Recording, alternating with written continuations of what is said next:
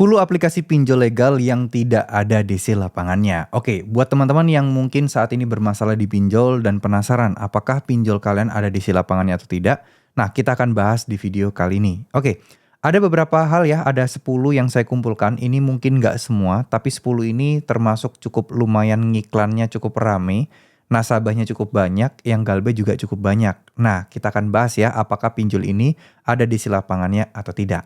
Yang pertama di sini adalah aplikasi Bantu Saku. Bantu Saku ini sering banget kita temui iklannya baik di YouTube, di Instagram, atau di platform lain bahkan di game ya. Jadi kalau kita main game, kita kalah kadang muncul tuh. Nah, itu tergantung histori kita sih sebenarnya. Kita banyak mengulik tentang pinjol atau enggak. Nah, makanya dia bisa muncul. Artinya pinjol ini pinjol legal, bisa beroperasi secara umum dan dia tidak ada DC lapangannya. Jadi nggak perlu takut. Nah, yang kedua, di sini ada aplikasi Uangme. Uangme ini merupakan aplikasi pinjol legal yang cukup terkenal. Logonya pasti kalian gak asing juga. Dia juga masih belum ada DC lapangannya. Jadi nggak perlu takut. Lalu ada Pundi juga yang ketiga. Dan yang keempat ada Uku. Ya, ini nggak asing pasti sama kalian. Nah, mereka ini biasanya pasti ada kalanya momen-momen tertentu memberikan ancaman-ancaman kepada kita itu bahwa akan ada tim lapangan yang datang menagih ke rumah. Jadi siapkan dananya di rumah. Nah, itu bullshit. Itu bohong, ya. Dan kelima, di sini ada aplikasi Singa. Keenam, ada aplikasi 360 Kredi. Dan ketujuh, ada Pinjam Go. Ya, ini tiga-tiganya ini nggak punya DC lapangan. Jadi nggak perlu khawatir. Lalu kemudian yang ke-8 ada Pinjam Win-Win. Pinjam Win-Win ini termasuk cukup lumayan ya, banyak. Karena dia itu menyediakan, apa ya istilahnya? Menyediakan bukan tenor. Apa sih? Maksimal pinjaman. Istilahnya saya lupa.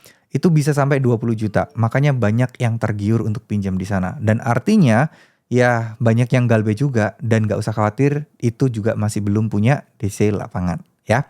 Lalu di sini ada modal dan juga dana rupiah. Yang terakhir yang ke-10 dana rupiah tadi. Dua-duanya belum punya DC lapangan, nggak perlu takut, nggak perlu cemas, insya Allah semuanya akan lancar, semuanya akan baik-baik saja. Teman-teman kalau misalnya gagal bayar di 10 aplikasi itu, meskipun kalian diancam-ancam bahwa akan ada tim lapangan yang datang ke rumah untuk menagih, nggak usah takut dan jangan percaya begitu aja, tenang aja ya. Jadi memang wajar kalau pinjol itu memberikan gertakan atau ancaman di mana ya DC lapangan akan segera datang.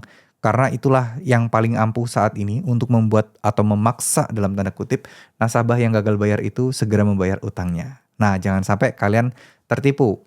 Oke, nggak masalah mereka datang. Jangan sampai teman-teman karena takut mereka datang, pada akhirnya teman-teman apa yang teman-teman lakukan? Pada akhirnya teman-teman berusaha untuk apa ya istilahnya?